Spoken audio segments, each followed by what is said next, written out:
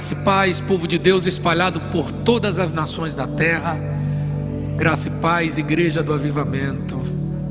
Privilégio muito grande estar aqui nessa transmissão, nesse culto online, diretamente aqui de Feira de Santana, igreja a qual congrego. Sou muito feliz de ter pastor Josué Brandão como meu pastor. Também tenho muitos colegas, amigos aqui.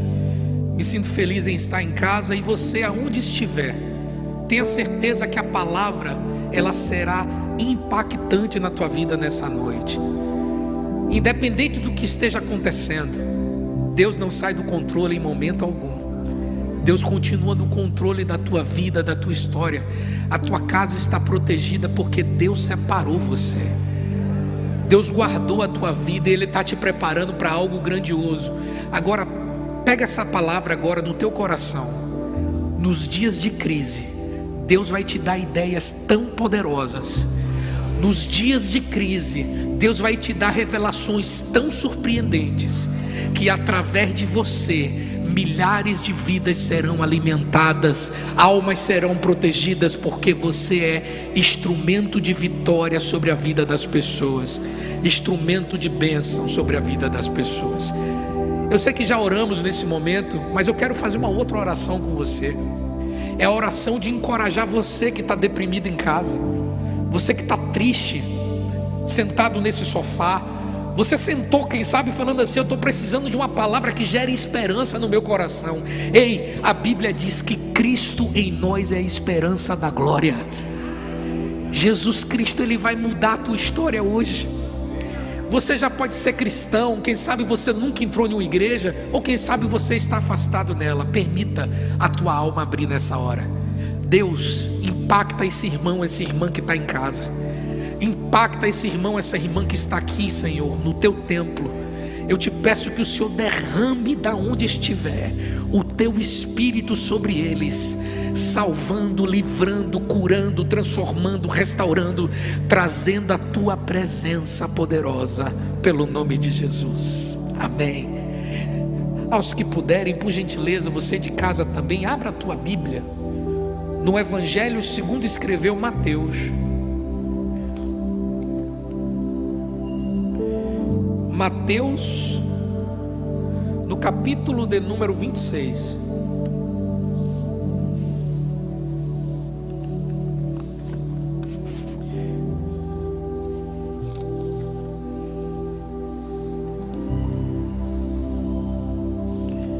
Você que puder, nós vamos ler dois textos, em duas partes esse texto.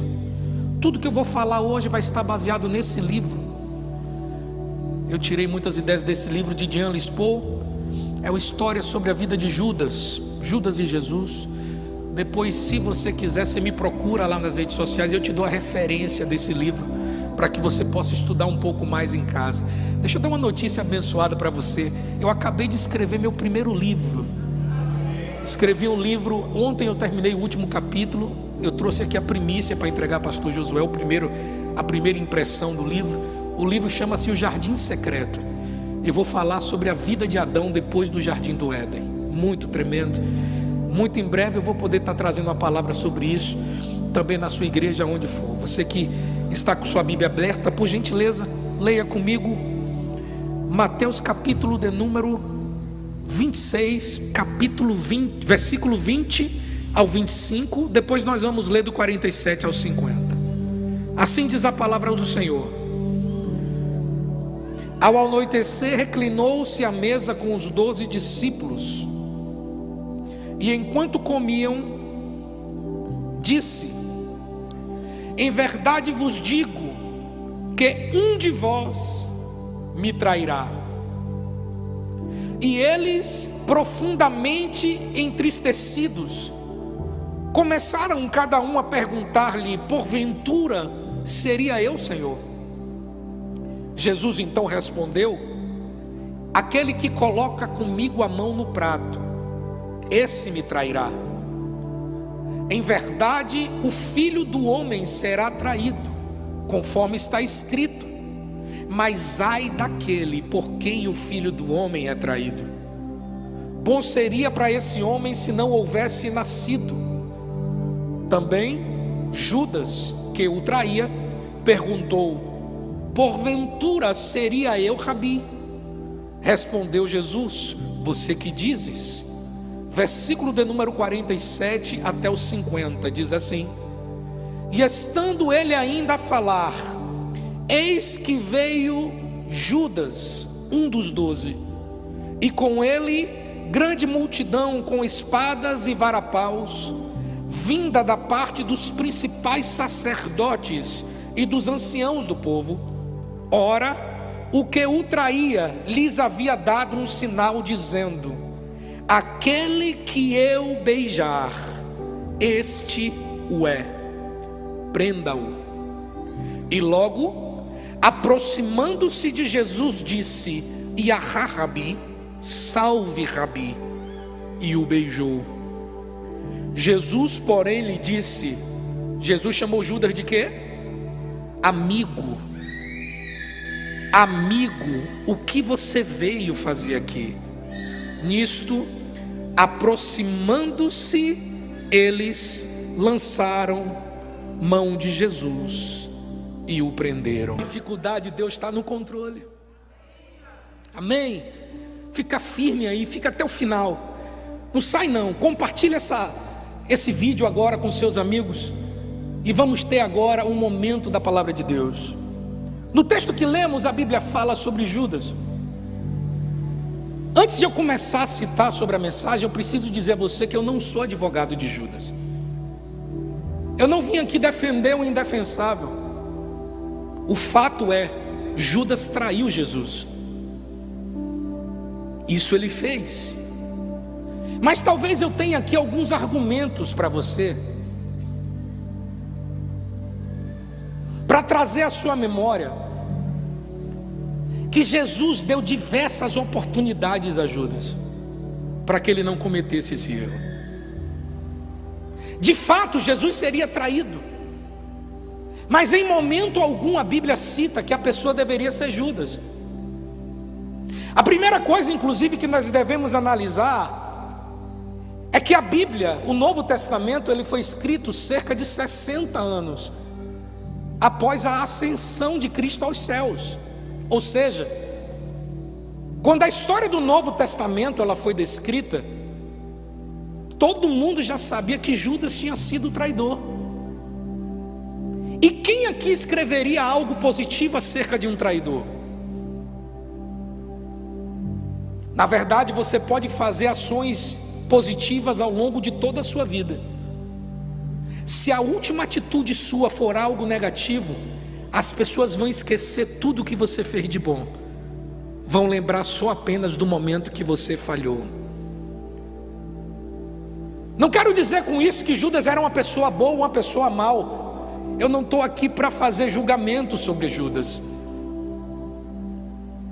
mas é porque muitas vezes eu e você nos colocamos como melhores do que ele.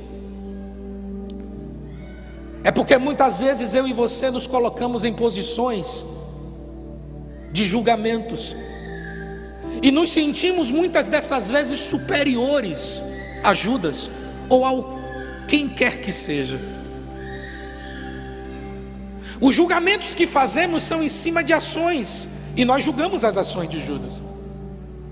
Todas as vezes que você lê no texto acerca de Judas, você está vendo lá aquele que o traiu. Judas Iscariotes, aquele que foi o traidor.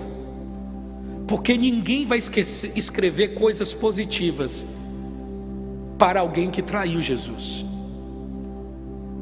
A segunda coisa que a gente tem que entender é que, de fato, no Antigo Testamento existem textos que descrevem acerca de alguém que trairia Jesus. Lá no Salmo capítulo de número 41, versículo 9, a Bíblia fala que ele seria traído por um amigo. Está escrito assim: até o meu próprio amigo íntimo, em quem eu tanto confiava e que comia do meu pão, levantou-se contra mim e me feriu o calcanhar. Lá em Salmo 41, Davi tem uma revelação acerca da traição de Judas. Zacarias também, capítulo 11, versículo 12, descreve o momento em que ele seria traído e vendido por 30 moedas de prata. Está escrito assim: se parece bem aos vossos olhos, dai-me o que é devido, e se não, deixa-o ir. Pesaram, pois, pelo meu salário 30 moedas de prata. Zacarias capítulo 11, versículo 12. A Bíblia já descrevia que Jesus seria traído. A Bíblia já descrevia que Jesus viria à terra e que ele seria traído por um dos seus amigos, que ele seria vendido por 30 moedas de prata. Mas em momento algum, antes dos fatos acontecerem, o nome de Judas estava no meio. Meus irmãos, eu tenho aqui argumentos suficientes para você entender que Judas não precisava trair Jesus. Ele seria traído por um amigo. Jesus andava rodeado de pessoas, existiam grupos. O primeiro grupo era o grupo dos 3, eu chamo assim, que era Pedro, Tiago e João. O segundo grupo era o grupo que compunha todos os 12 apóstolos, os 12 primeiros discípulos. Além dos 12, existiam os discípulos, que muitos deles inclusive eram seguidores de Pedro, seguidores de André. E além desses existia uma multidão. Meus irmãos, a própria Bíblia fala que não pode se esconder uma cidade edificada sobre a rocha. Jesus é uma cidade edificada. Jesus não tinha como se esconder, porque tudo que Jesus faz chama a atenção das pessoas, porque o milagre nasce a partir dele, porque a mudança de vida é gerada através dele. E Judas experimentou tudo isso. Um outro motivo é que Jesus confiava plenamente em Judas. A Bíblia vai dizer, nos deixa entender que Judas, ele possuía o cargo mais importante no ministério de Jesus, após o do próprio mestre. Jesus era como se fosse naquele ministério o pastor da igreja. Ele discipulava todo aquele rebanho, ele discipulava todas aquelas pessoas.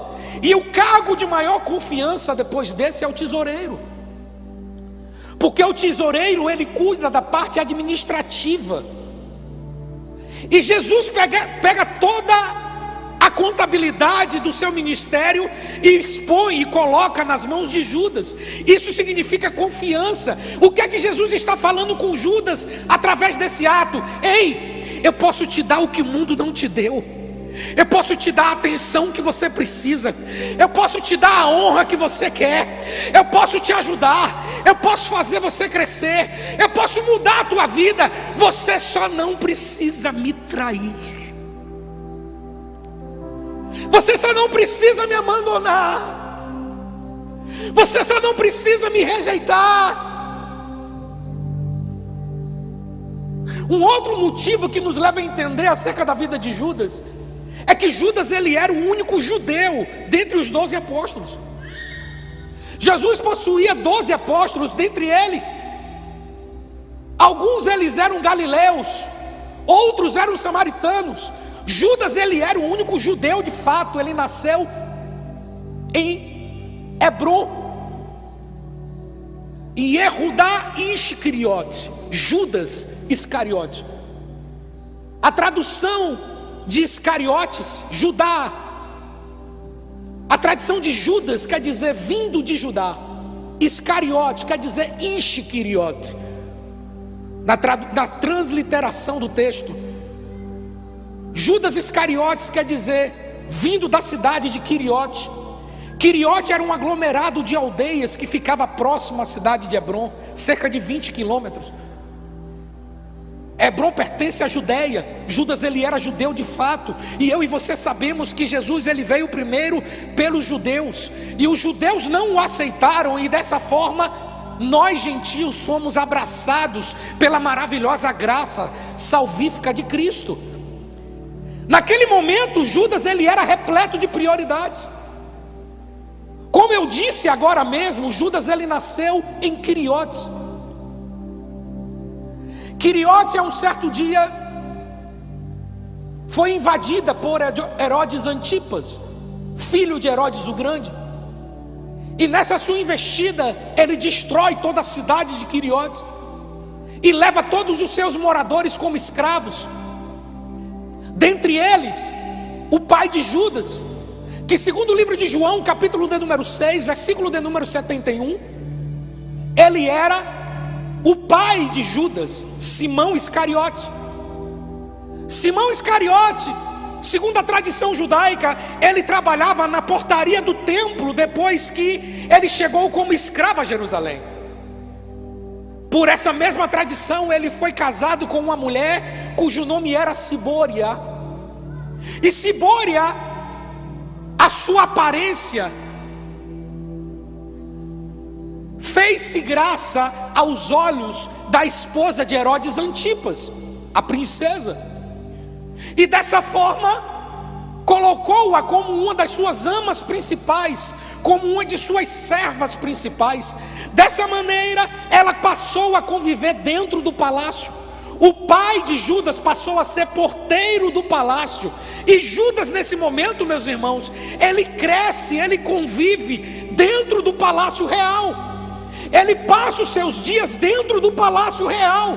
Ali ele aprende sobre matemática, ali ele aprende um pouco sobre geografia, ali ele aprende um pouco sobre história. Judas não era uma pessoa sem conhecimento, Judas não era uma pessoa iletrada, Judas não era uma pessoa que não tinha sabedoria da terra para tomar decisões. O que lhe faltava era sabedoria divina para reger a sua vida. Só que Judas, ele passou toda a sua história de vida sendo rejeitado pelos seus pais, porque não tinham tempo para ele. Um trabalho de escravo, ele é 24 horas ao dia. Judas, ele vivia sozinho, caminhando, aprendia sobre as coisas atrás das portas. Quando ele se apresentava ou se aproximava de algum príncipe ou de alguém dentro da casa, falava: o que é que você está fazendo aqui, que aqui não é seu lugar? Ele cresceu debaixo de rejeição, ele cresceu debaixo de humilhação. Judas por muitas vezes foi expulso dos lugares aonde estava. Por muitas vezes ele pode ter apanhado por estar no lugar errado. Ele não tinha convívio de pessoas, ele não se comunicava, ele não conversava com as pessoas. Por quê? Porque ele era excluído. Não estou defendendo Judas, mas eu estou citando sobre a vida dele. No momento em que Jesus encontra com Judas, eu só imagino que aconteceu uma coisa, meu irmão, minha irmã. Judas, eu tenho o poder para mudar a tua vida. Toda maldição, toda vez que você foi excluído, eu vou transformar em honra. Eu vou te dar privilégios que no lugar que você estava você nunca recebeu. Eu vou te levar a conquistas que você nunca teve. Eu vou te fazer ver milagres que você nunca viu. Eu vou te honrar como essa terra nunca te honrou. Você só não precisa me trair, Judas. Esse sou eu e você. Deus nos abençoa mesmo sem meritocracia. Não merecemos aquilo que o Senhor faz por nós, e ainda assim, em muitas vezes o rejeitamos.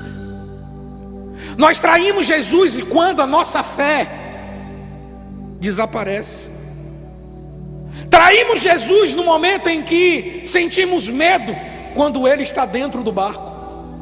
Traímos Jesus quando imaginamos que o mar não pode se abrir novamente. Traímos Jesus no momento que não acreditamos que o poder dele pode curar pessoas. Traímos Jesus no momento em que permitimos que a mentira saia da nossa boca, que o adultério entre na nossa casa, que a maldição alcance os nossos filhos, que a fornicação seja alcançada pela nossa descendência. Você não precisa trair Jesus. Jesus, Ele tem te dado o pão que você precisa. Ele tem dado a nós muito mais do que merecemos. Você que está assistindo essa mensagem, você que está aqui no templo, com certeza teria um testemunho para falar de vitória que Deus te deu.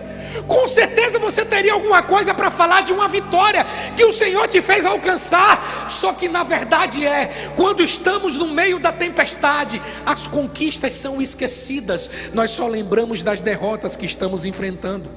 A humanidade, ela é suja. Porque no primeiro aperto que nós sentimos, nós negamos a Jesus. Porque na primeira negativa que temos, nós desacreditamos da promessa. Na primeira negativa que enfrentamos na vida, a promessa se torna nada. Nós esquecemos de tudo aquilo que Ele falou. Nós esquecemos daquele culto em que nosso coração se encheu de fé. Nós esquecemos das promessas. Ei, esse tempo difícil está servindo para Jesus separar os vitoriosos, para Jesus separar os conquistadores, para Jesus separar aqueles que vão vencer. Você foi escolhido para vencer sobre a terra. Você foi escolhido para fazer a diferença. Você foi escolhido para ser a cabeça e não a cauda. Deus vai te levantar no meio dessa crise para mudar a tua geografia, para mudar a tua casa, para que vidas sejam alcançadas pelo poder que há no nome de Jesus. Não importa se você está doente, não importa se você está ferido, não importa se sua cabeça está doendo, se é teu filho que está precisando de socorro. Ei, a tua dispensa está acabando. Olha o milagre chegando. O milagre vai vir aí. Não perca a tua fé. Jesus não esqueceu você. Jesus não abandonou você. Ainda dá tempo você voltar atrás.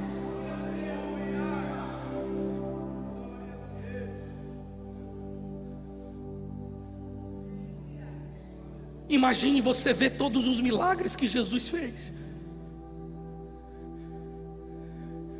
Imagine você presenciar Ele andando sobre as águas e ter coragem de traí-lo. Imagine você ver cair maná do céu, ser conduzido por uma nuvem de fogo e ter coragem de traí-lo.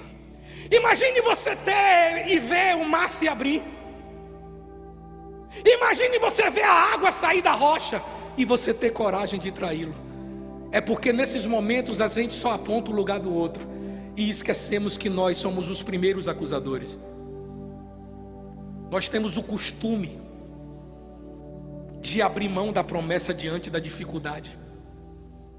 Nós temos o costume de abrir mão da promessa no momento em que o aperto começa.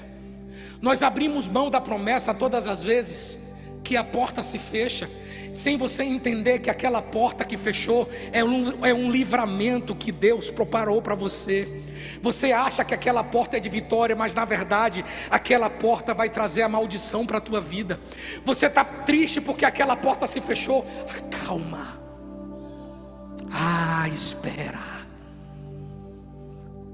O milagre vai vir. Jesus já vem aí. Ele vem para curar. Ele veio para salvar você. Não abandone a promessa. Eu quero encher o teu coração de fé nessa noite. Você que está assistindo, talvez você foi contraído por esse coronavírus. Quem sabe teu problema é outra doença. Agora eu profetizo: seja curado pelo poder que há do nome de Jesus.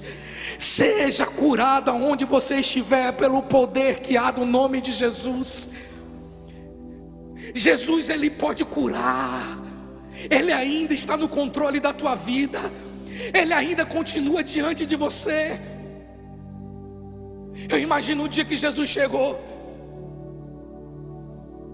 e eles estavam todos reunidos naquela santa ceia. Eles estavam todos organizados e Jesus chama todo mundo. E estava o pão sobre a mesa. A ceia estava posta. Estava tudo pronto e eles não entendiam porque Jesus aparentava estar triste. Jesus aparentava não estar muito bem. Chega um momento que Jesus para tudo e fala: calma, espera um pouco. Eis que um de vós me trairá.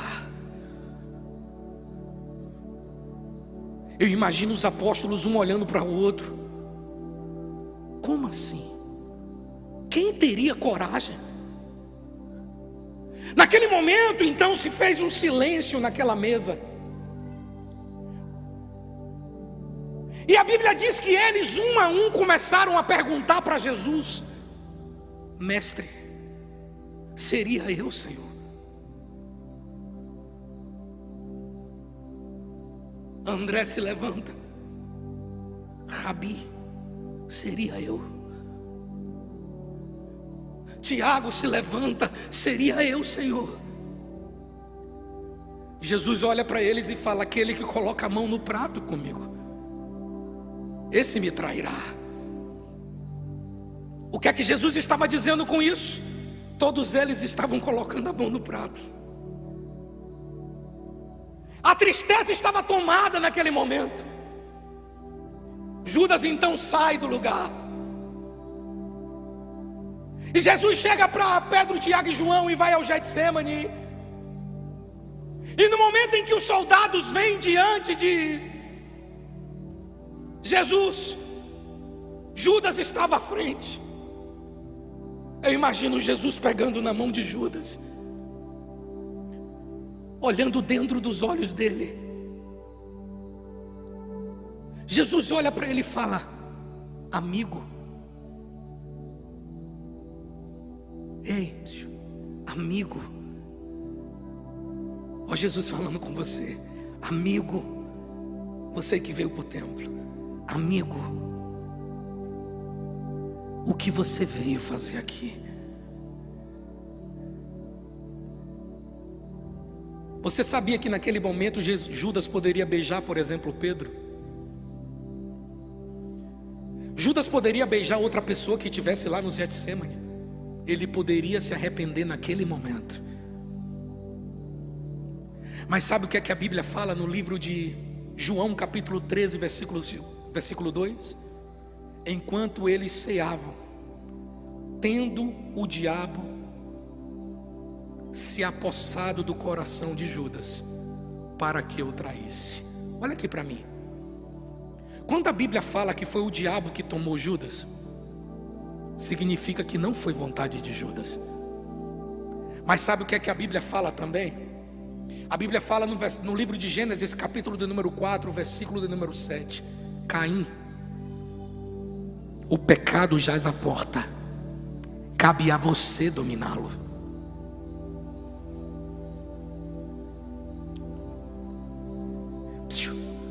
O pecado está à tua porta, cabe a você dominá-lo.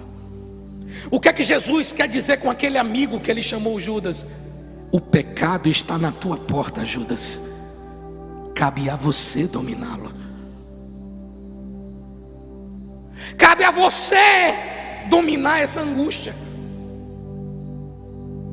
Cabe a você dominar essa prepotência. Cabe a você dominar essa arrogância. Cabe a você dominar essa soberba. O pecado está batendo na tua porta. Domínio. Vença. Não permita que ele derrube você. Não permita que o adultério vença você. Não permita que a mentira vença você. Não permita que o diabo vença você. E o diabo naquele dia venceu Judas. Naquele momento Judas permitiu que o diabo tomasse conta dele. Naquele momento Judas permitiu que o mal se apossasse dele. Ei, você que permitiu, não cometa o mesmo erro. Ainda dá tempo começar de novo. Naquele momento Judas beija Jesus. Nesse mesmo dia que acontece tudo isso, meus irmãos, nesse mesmo dia em que estavam todos reunidos naquela ceia bonita, em que cada um pergunta: mestre, seria eu que iria o trair? Mestre, seria eu o traidor? Mestre, seria eu o traidor? A Bíblia diz que Pedro, porque todos perguntaram, também pergunta: mestre, seria eu? A Bíblia diz que Jesus dá a mesma resposta: Pedro, você que está dizendo. Pedro, então, com aquele tipo sanguíneo que ele tinha, ele se prontifica e responde: eu jamais o trairia, eu jamais te negaria, eu jamais te rejeitaria. Jesus então olha para Pedro e fala: Pedro, ainda hoje, antes que o galo cante, 3 vezes você me negarás. Me responda você que está aí. Para os outros apóstolos, quem era o traidor? Judas ou Pedro? Para todo mundo naquele momento ficou parecendo que Pedro ia trair Jesus, porque Jesus fala isso diante dos outros apóstolos. Ele fala: ainda hoje, Pedro, antes que o galo cante, você vai me trair 3 vezes. Naquele momento passa um filme na cabeça de Pedro: não, eu estava lá no dia que ele curou a mulher do fluxo de sangue,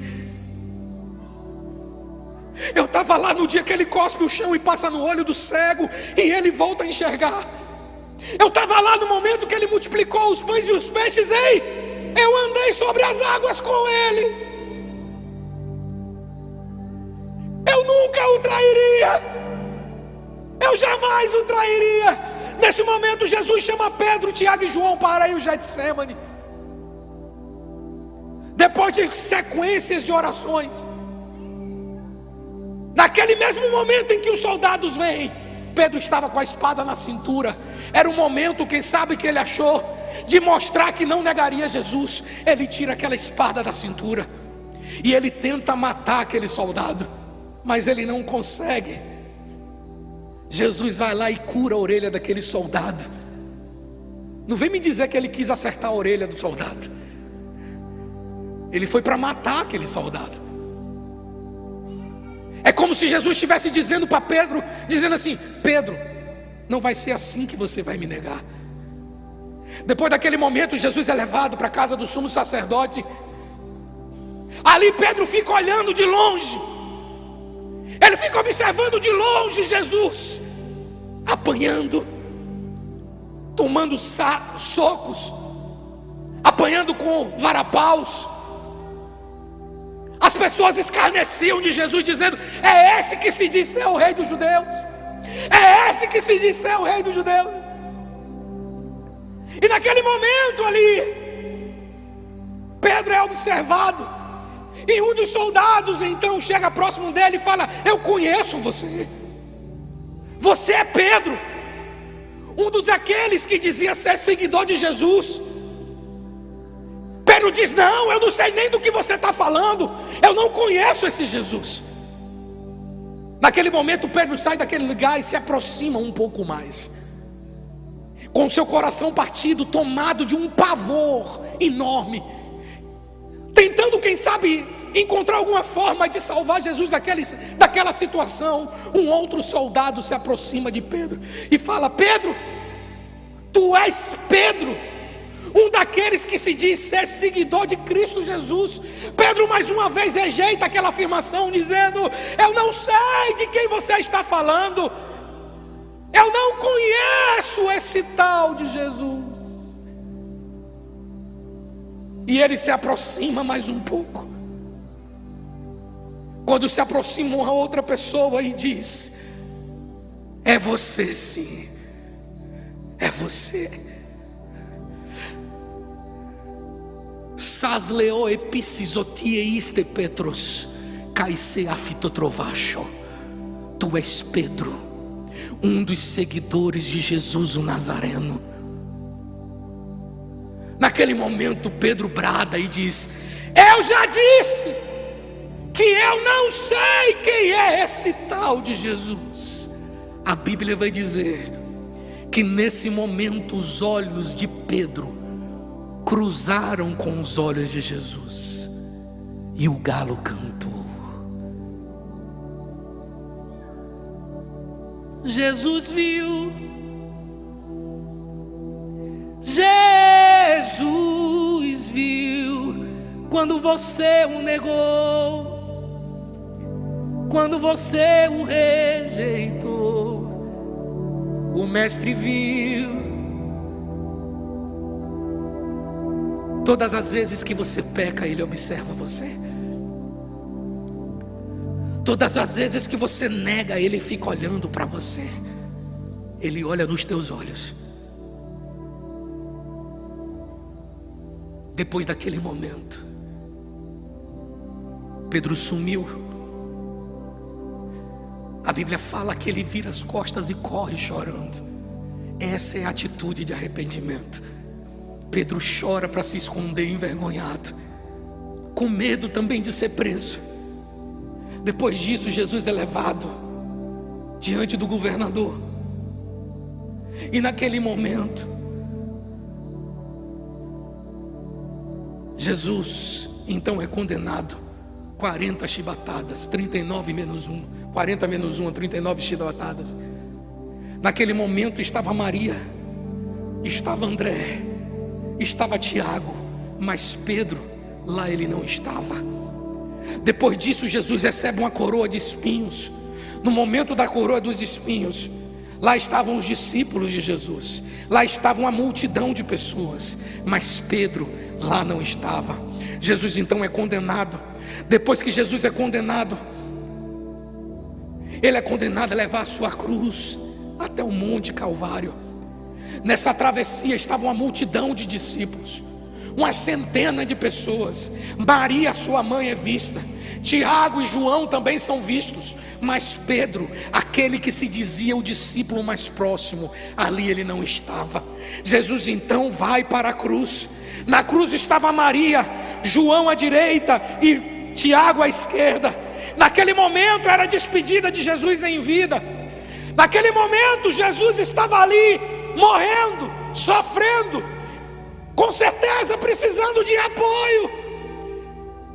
O céu se escurece, e quando ele morre, o véu se rasga. Pedro lá não estava, Jesus morreu. Aparece na história uma figura emblemática, José de Arimateia, com um documento. Esse documento lhe dá o direito de levar o corpo de Jesus. É o momento do sepultamento. É o momento que Jesus é levado para o túmulo que era anteriormente José de Arimateia. Ele cede aquele túmulo para que Jesus ali ficasse. Ei, é um enterro, é o último adeus, é o momento de dizer adeus a Jesus. Ali estarão vistos com certeza muitos dos discípulos, muitos dos 12, mas Pedro ali ele não estava. Uma semana depois eles se juntam na casa de Maria, e ali eles estavam chorando e pranteando ainda a saudade. 3 dias depois, desculpe, eles estavam orando e pranteando a saudade de Jesus. Até que Maria Madalena tem uma ideia: eu vou até lá, eu vou até o lugar aonde colocaram o mestre, eu vou levar o cheiro de incenso, o unguento. E ela foi, e a Bíblia cita que algumas mulheres também foram com ela. Só que quando ela se aproxima do túmulo, a pedra não estava mais no lugar. A Bíblia fala que então ela entra naquele lugar e começa a procurar. Ela vê alguns panos jogados pelo chão e um tecido guardado, dobrado um pouco mais à direita. Ela sai então daquele lugar e começa então a chorar e a clamar: me digam aonde colocaram ele, me digam aonde puseram o meu mestre, me diga onde está o meu Senhor. Nesse momento a palavra de Deus vai dizer que um jardineiro se aproxima. E quando aquele jardineiro se aproxima dela, ela ainda não levantou a cabeça, e ela escuta uma voz: Miriam, Maria, olhe para mim, sou eu, porque Ele vive. Posso crer no amanhã, porque Ele vive. Temor não há, mas eu bem sei,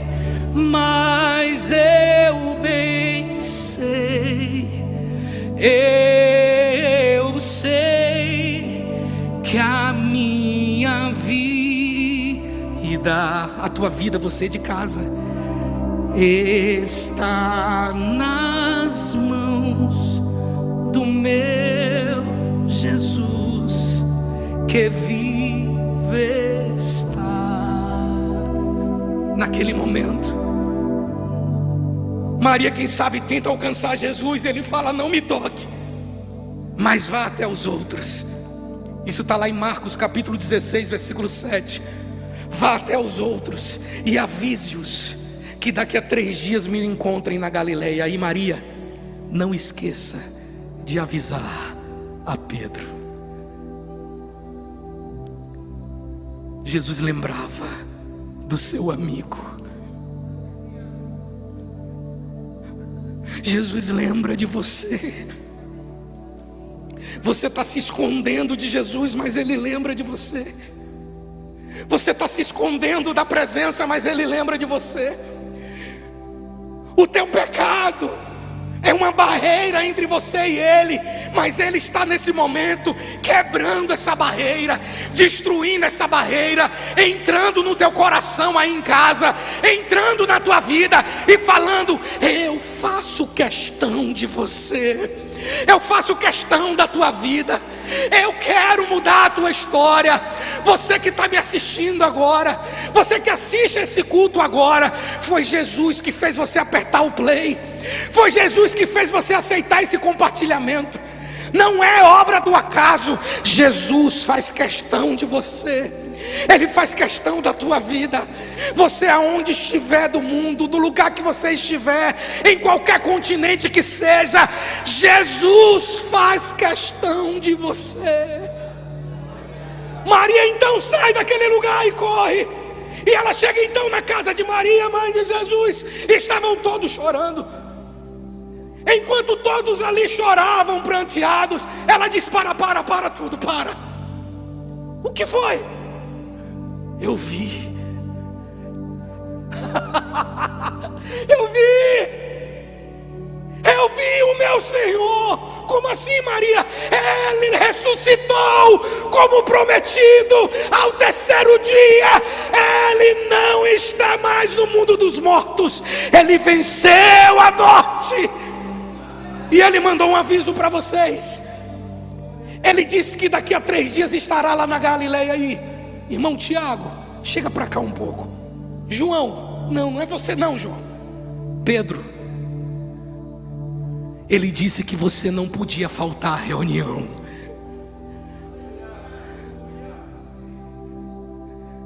Jesus está chamando o teu nome agora.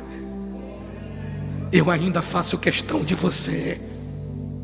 Eu ainda tenho um plano para a tua vida. Eu ainda tenho um ministério para você. Você vai voltar a adorar na minha casa, porque quando tudo isso acabar, eu vou te dar ideias no meio da crise, para quando tudo isso acabar, eu vou resplandecer através do meu amor. Jesus está procurando pessoas para serem canais de bênção nessa hora. Jesus procura pessoas sobre a terra para poder levar palavras de vida e não de morte, para levar palavras de fé e não de tristeza. Para de contar mortos, começa a contar os milagres que Jesus está fazendo, começa a contar as maravilhas que Deus está fazendo nesse tempo. Eu sei de testemunhos de pessoas que já foram curadas, mas não apenas de coronavírus, mas de câncer no meio desse momento, mas de tuberculose no meio desse momento.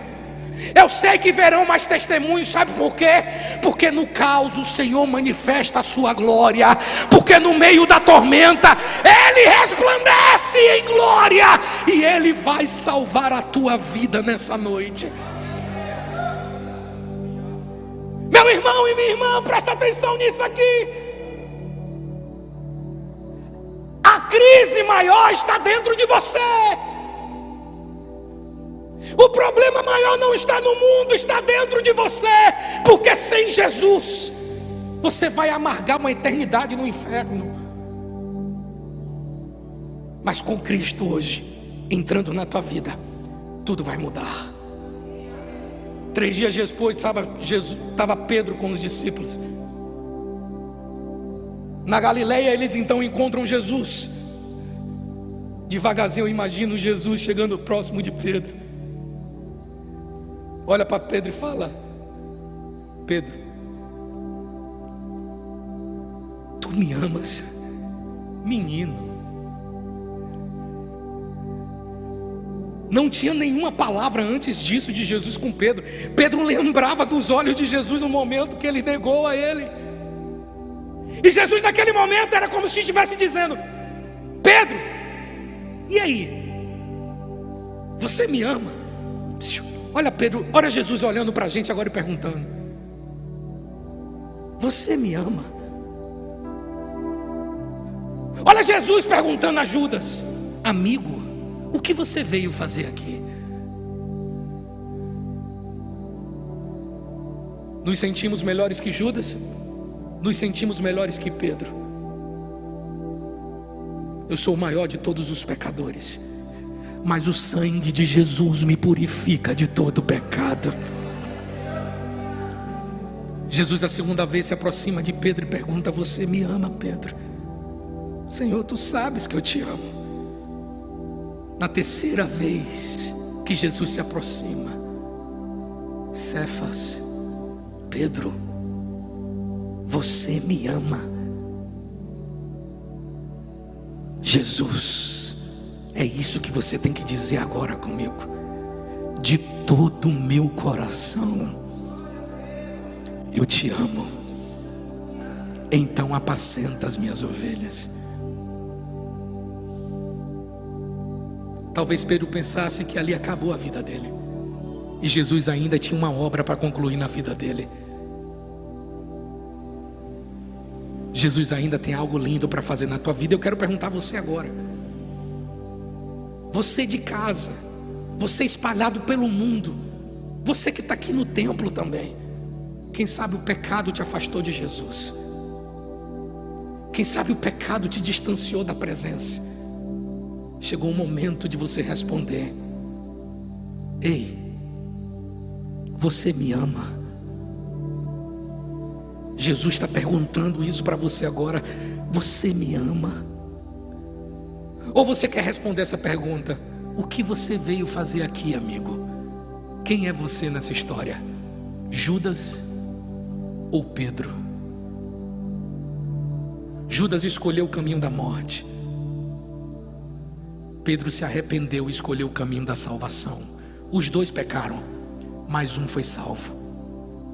Você pode ser o Pedro dessa geração. Você pode ser o Pedro dessa noite. Você pode ser o Pedro aqui desse templo. Você pode ser o Pedro nesse país, nesse Brasil, nesse continente. É só você escrever agora bem grande aí na internet: eu quero entregar a minha vida a Jesus. Faça isso, que eu quero orar por você agora. Se existe alguém aqui no templo que deseja renovar sua aliança, fazer uma aliança com Cristo, eu preciso que você sinalize de onde você estiver, se coloque de pé. É o melhor sinal, que a gente vai orar por você também. Mas você de casa, presta atenção. Eu vou cantar uma canção agora. Enquanto eu canto essa canção, é o momento que você tem de escrever aí na internet agora: eu quero entregar a minha vida a Jesus. Escreva tudo em letra maiúscula, porque é muita gente escrevendo agora muitas coisas. É o momento de você abrir seu coração para Jesus mudar a tua vida. Ei, não acabou a tua história. Ele é especialista de fazer do fim das coisas novos começos. Parece que é o fim hoje, mas amanhã você vai ver a vitória que Jesus está construindo para você. Você só precisa escrever isso: eu quero entregar a minha vida a Jesus. Escreva isso agora. Se tu olhares, Senhor, para dentro de mim, quem sabe essa é a sua canção, nada encontrarás de bom, mas um desejo eu tenho de ser transformado. Preciso tanto do teu perdão, dá-me um novo coração. Aonde você estiver, adore comigo. Dá-me um coração igual ao teu, meu mestre. Dá-me um coração igual ao teu, coração disposto a obedecer, cumprir todo o teu querer.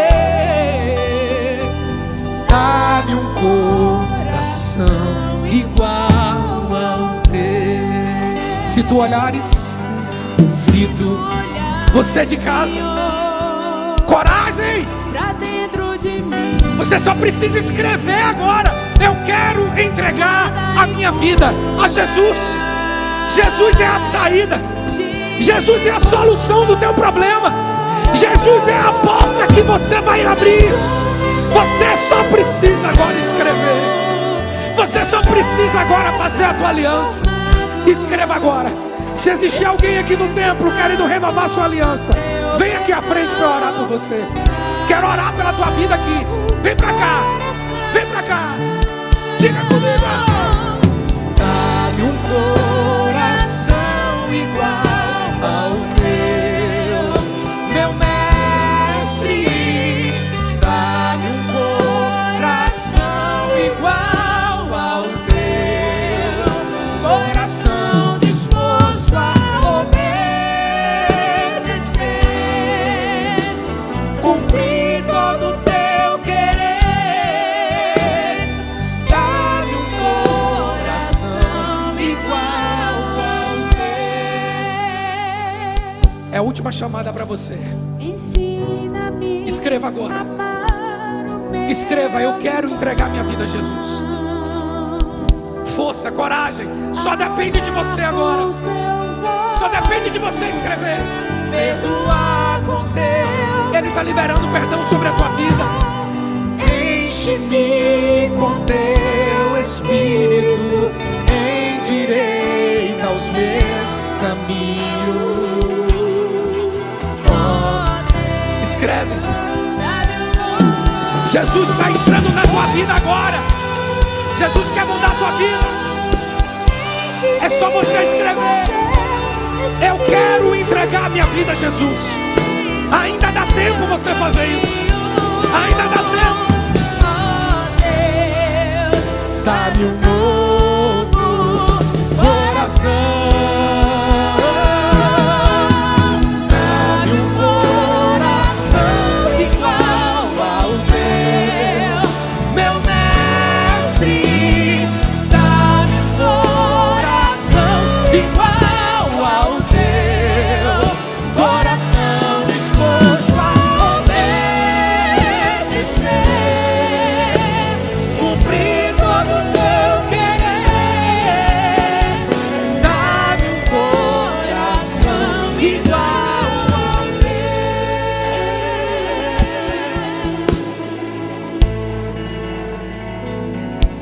Se você abrir a porta, Ele vai entrar.